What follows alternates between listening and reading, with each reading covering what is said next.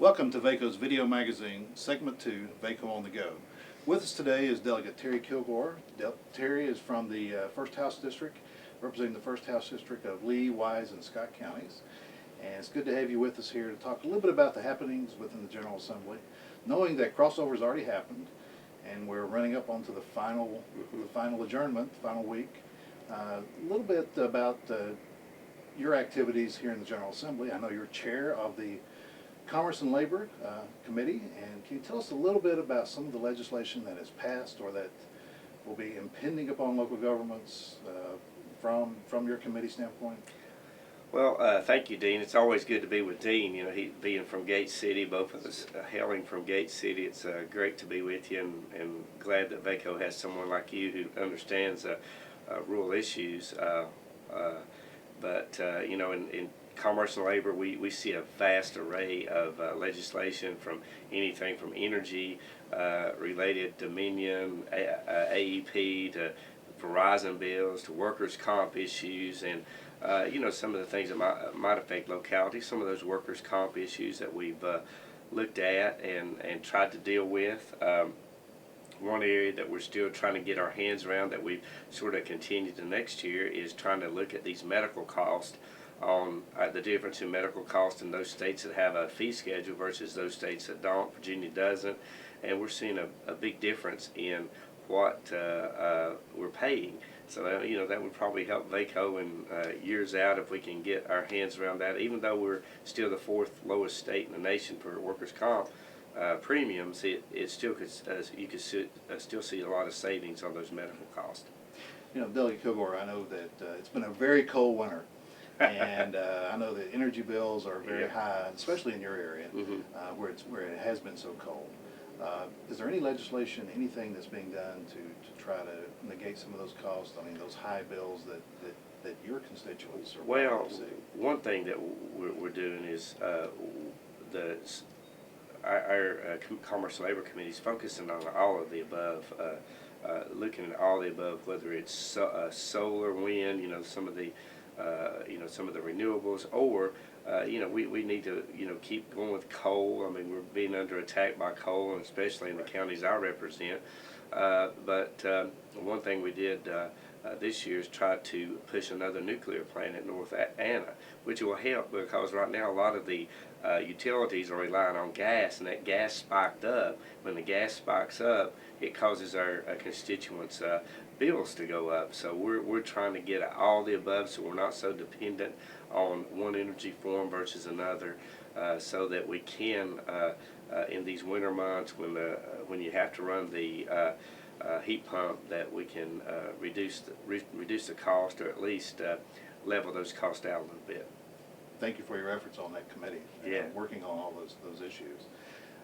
Part of you're also, not only are you chair of the Commerce and Labor Committee, but you're also chair of the Tobacco Commission, which is a major funder of economic development opportunities and actions within Southside Virginia and Southwest Virginia. Currently, I know in the budget I saw a bill that would establish an advanced manufacturing council. And I think this council is seeking $25 million in a Treasury loan to go to the Economic Development Partnership to work with the Tobacco Commission to develop some highly skilled labor. Can you tell us a little bit about that proposal and how your commission plans to work on that? Well, it is going to be a partnership with the Virginia Tobacco Commission, the state, through the budget process, and with some of our manufacturers. It's going to be a big deal, because you know, we found that when we've been I've been overseas trying to recruit business back to Southwest, back to Southside. One of the biggest issues we have is a trained workforce, and not only just a trained workforce, but trained specifically for that particular manufacturing. Rolls-Royce, being in Dinwiddie County now, they're bringing a cluster of other parts manufacturing for their jet engines, and they need welders, machinists, you know, the type of individuals that, you know, we've sort of gone away from in the workforce training, and so we've got to come back and try to get those individuals trained for the jobs that are going to be available. Now, what we're planning on doing with these dollars and with Tobacco Commission dollars, Dean, is try to set up 3 advanced manufacturing in Southwest Southside, 2 more in other parts, rural parts of the state, so that we can address those issues, and then we'll be able to attract those jobs that your rural counties need. So it's going to be a big partnership. We hope that your localities will help us, not only in support, vocal support and saying this is a good thing, but also help us make sure that we get those manufacturers, push those manufacturers to the table, because your local economic developers, your local board of supervisors know those folks. I know this is in the House budget, Mm-hmm. but it's not in the Senate budget. And do you think the conferees are they going to be meeting on that over the next week and trying to iron that out?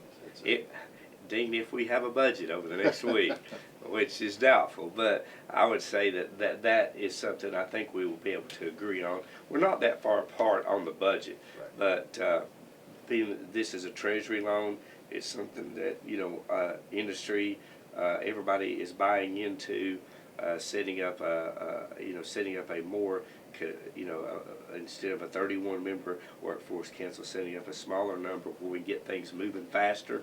I think it's something we all can agree on. It's something that we need. So I think it's a win-win for everybody. I don't see that running into any problem in the budget. It really looks like it's a real change of how we're doing workforce development, and kind of taking it a step further. We've got so many folks, or so many agencies in the Commonwealth doing quote workforce training. We spend somewhere over $300 and some million on workforce training. We're not really getting the bang for the buck right now, and that's why we're trying to get this group together, trying to get a plan, trying to set up these advanced manufacturing centers, and then go from there. That's exactly what you're seeing in Europe now, and they're getting kids at a junior, senior in high school, getting them into apprentice program, running them through the apprentice program, and then if they want to go on to a 4-year college, then they'll have those skill sets to go on and be an engineer, to go on and be a quality control manager, and things of that nature. I think really could give rural government, rural counties, a real shot in the arm. Yes, and that's what it's all about. We gotta reinvent the wheel in our rural areas so that we can, I think manufacturing's coming back to America.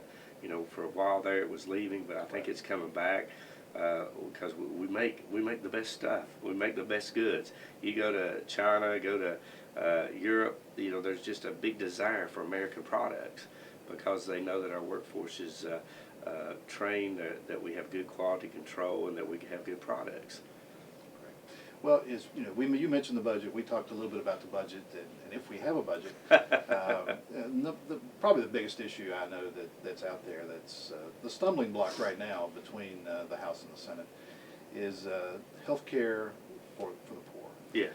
And I think the governor has been touting Medicaid expansion and is visiting around many localities trying to lobby for full expansion. The Senate has a Marketplace Virginia, which is a partial expansion, the way that I understand it. And then the House is adamant, has been adamant, leadership, that you're not going down that road, and you want to do reforms in Medicaid. Tell us a little bit. What do you? Be a prognosticator. Tell us what you see in the future, and how do we come to some kind of an agreement? Well, it's going to be tough unless people move off the fringes right now. But the problem is, in my opinion, we're not ready for Medicaid expansion. You being a former director of social services, what do we do to ramp up our local DSS to do all the applications? I got an email from a local DSS individual yesterday from back home and saying, hey, we're going to have some more help to do all these applications. This is going to be worse than healthcare.gov if you all don't watch what you're doing. So we have to do the reforms. We have to set a plan on how to get there if we're going to get there. To hold the budgets up till July is going to be a big issue for your localities, for your local governments where they couldn't budget. How do we get there? Gosh, I don't know. I'm going to have to bring my summer suits in, I guess, because if we're here to summertime trying to decide a budget, but you know, there's, you know, we got to fund our education. We got to our local deputies and law enforcement and all that. That's important. You know, we can take some time and get this right on Medicaid. You know, whatever you want to call it. I agree that we need to go more of a private insurance, more of a HMO where people have skin in the game, pay a little deductible. But we have to do those reforms before we just get to all-out expansion. Well, Delegate Kilgore, you know, I know that you're probably receiving a lot of pressure back home, especially from the hospital, because Lee County Hospital, from what I understand, has closed or is closing, and seeking additional funding or dollars for that. But then you've also got the education system back home, and trying to fund K-12 appropriately. Your police, sheriff's departments, everybody is probably doing as much as they can right now, and is seeking state dollars. So I know it's a balancing act, and I know that you're grappling with that right now. Yeah, and we are grappling with it, and you know, the Lee County Hospital closed before all this Medicaid expansion. It's more of a, I think it was more of a Medicare-based issue on some of the reductions that they're receiving in Medicare. A lot of the hospitals have received reductions in Medicare, which is the insurance that covers our elderly. Medicaid has not been that big of an issue, but I think folks are tying them all together to put pressure on the Virginia General Assembly. But you are right. The budget from the House and Senate is pretty good for education, pretty good for our localities, and it can be better. But we got to have the ability to work on that between now and next Saturday to get a good budget for your localities. We're going to continue to work. Hopefully that some of the political posturing can stop and we can get our conferees together. I don't want to be remiss in saying that there is no money in the House budget for health care. Because I think there's about $800 million more dollars, additional dollars. For the hospitals. For the reforms. Yes. And so while it's not quite what the Senate has done, but it is a pretty substantial amount of dollars. So. It does put some money back into the hospitals, our local hospitals, and I know your localities, especially your rural localities, are very concerned with the rural hospitals and keeping rural hospitals going, because they're all going to be suffering. But not necessarily because of Medicaid, but because of Medicare, all the reductions that are cut there, because a lot of your rural hospitals rely on over 50% of their income comes from the Medicare population. Right. Well, I want to thank you for being with us. You've always been a friend to county governments and to VACo, and thank you for being with us on this segment, General Assembly segment 2 of VACo on the Go. And Dean, thank you. Thank you.